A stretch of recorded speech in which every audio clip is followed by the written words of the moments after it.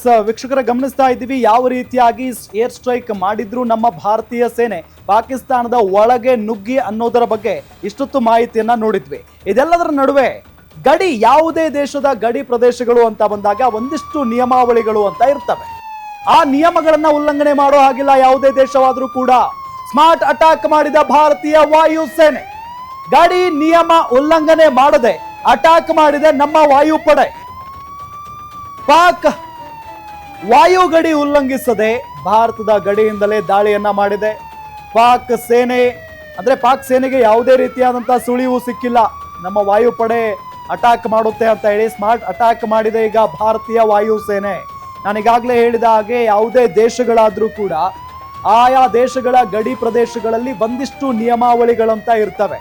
ಈ ಗಡಿ ದಾಟಿ ನೀವು ಬರಂಗಿಲ್ಲ, ನಾವು ಬರಂಗಿಲ್ಲ ಅಂತ ಹೇಳಿ. ಆದ್ರೆ ಇಲ್ಲಿ ನಮ್ಮ ವಾಯುಪಡೆ ಈ ಗಡಿ ಪ್ರದೇಶಗಳ ಅಥವಾ ನಿಯಮಗಳನ್ನ ಉಲ್ಲಂಘನೆ ಮಾಡದೆ ಏರ್ ಸ್ಟ್ರೈಕ್ ಮಾಡಿರೋದು ನಿಜಕ್ಕೂ ಕೂಡ ಸ್ಮಾರ್ಟ್ ಮೂವ್.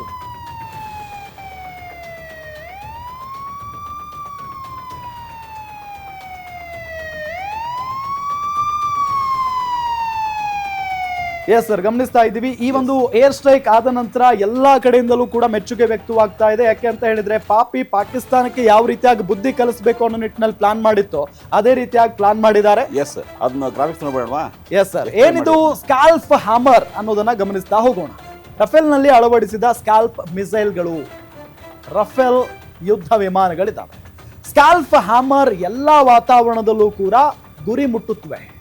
ಬಂಕರ್ಗಳನ್ನು ಕೂಡ ನುಗ್ಗಿ ಧ್ವಂಸ ಮಾಡಬಲ್ಲಂತ ಸಾಮರ್ಥ್ಯ ಈ ಒಂದು ಸ್ಕಾಲ್ಪ್ ಹ್ಯಾಮರ್ಗಿದೆ.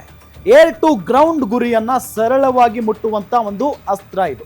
ಏರ್ ಟು ಗ್ರೌಂಡ್ ಆ ಗುರಿಯನ್ನ ಸರಳವಾಗಿ ಮುಟ್ಟಬಲ್ಲಂತ ಒಂದು ಅಸ್ತ್ರ. ಇದೇ ಕಾರಣಕ್ಕಾಗಿ ಆಪರೇಷನ್ ನಲ್ಲಿ ಸ್ಕಾಲ್ಪ್ ಹ್ಯಾಮರ್ ಅನ್ನ ಬಳಕೆ ಮಾಡಿಕೊಳ್ಳಲಾಗುತ್ತೆ ಇಂಥ ತುರ್ತು ಕಾರ್ಯಾಚರಣೆಗಳಲ್ಲಿ. ನಡುರಾತ್ರಿಯಲ್ಲಿ ಮಿಸೈಲ್ಗಳ ಸುರಿಮಳೆಗೈದ ರಫೇಲ್. ಈ ರಫೇಲ್ ಭಾರತಕ್ಕೆ ತರುವಂತ ಸಂದರ್ಭದಲ್ಲಿ ಬಹಳ ಚರ್ಚೆ ಆಗಿತ್ತು ಸರ್.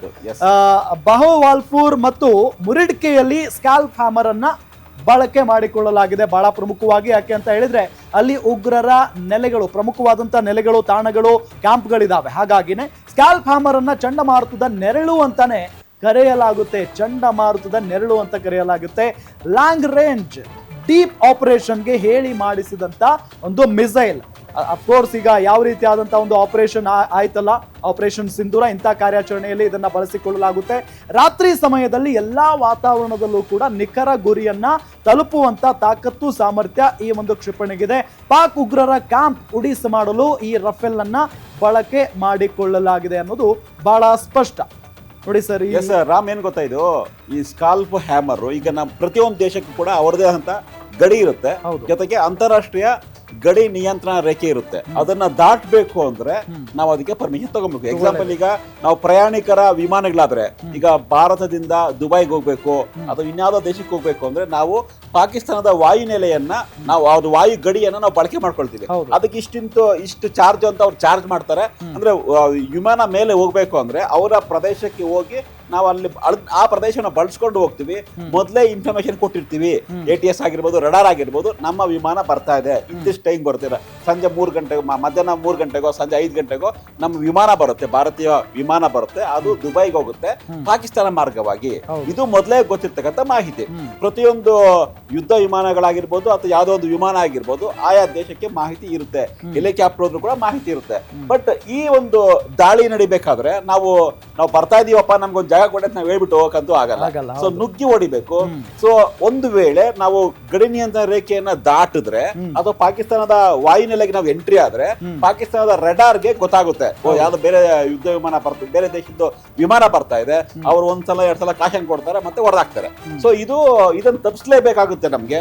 ಸೊ ಆ ಸಂದರ್ಭದಲ್ಲಿ ಈಗ ನಾವು ಆರಂಭದಲ್ಲಿ ನೋಡ್ಬೇಕಾದ್ರೆ 25 ಕಿಲೋಮೀಟರ್, 30 ಕಿಲೋಮೀಟರ್ ಅಥವಾ 100 ಕಿಲೋಮೀಟರ್ ಹೊಡಿಬೇಕು ಅಂದ್ರೆ ಅಷ್ಟು ಒಳಗಡೆ ಉಗ್ಗಿ ಹೊಡಿಬೇಕಾದ್ರೆ ನಮ್ಗೆ ಅಪಾಯ ಇರುತ್ತೆ. ಭಾರತೀಯ ಸೇನೆಗೆ ಅಥವಾ ನಮ್ಮ ಸೇನಾ ಮಿಸೈಲ್ಗಳಿಗೆ ಅಥವಾ ಈ ರಫೇಲ್ಗೆ ಆತಂಕ ಎದುರಾಗಬಹುದು. ಅಥವಾ ಅವರೇ ಅದನ್ನ ನಮ್ಗೆ ವಾಪಸ್ಸು ಹೊಡಿಬಹುದು, ನಮ್ಮದನ್ನ ನಾಶ ಮಾಡಿಡ್ಬೋದು. ಆ ಒಂದು ಆತಂಕ ಇರುತ್ತೆ. ಹೀಗಾಗಿನೇ ರಫೇಲ್ ನಲ್ಲಿ ಇರ್ತಕ್ಕಂಥ ಸ್ಪೆಷಲ್ ಎಲಿಮೆಂಟ್ ಇದು ಸ್ಕಾಲ್ಪ್ ಹ್ಯಾಮರ್ ಅನ್ನ ಬಳಸಿದ್ದಾರೆ. ಅಂದ್ರೆ ಏರ್ ಟು ಅರ್ತ್ ಅಂತ ಮೇಲೆ ಈಗ ನಮ್ದು ಎಲ್ಲೋ ಇಲ್ಲೊಂದು ಬಾರ್ಡರ್ ಇರುತ್ತೆ.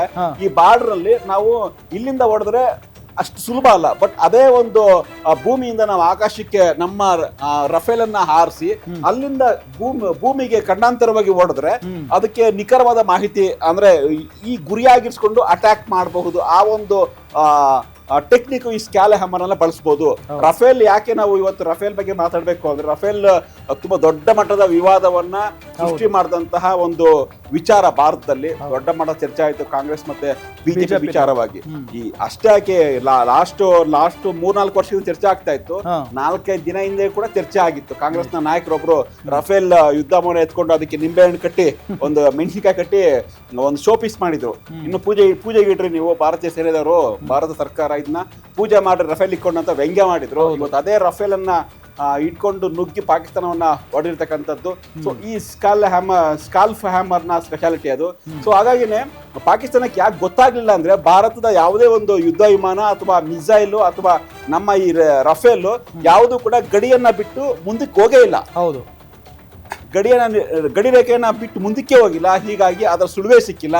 ಕೊನೆಗೂ ಭಾರತದ ಪಾಕಿಸ್ತಾನ ನೆಲೆಗಳನ್ನ ಧ್ವಂಸ ಮಾಡೋಕೆ ಸಕ್ಸಸ್ ಆಯ್ತು. ಅದಕ್ಕೆ ಕಾರಣ ಈ ಒಂದು ಹ್ಯಾಮರ್.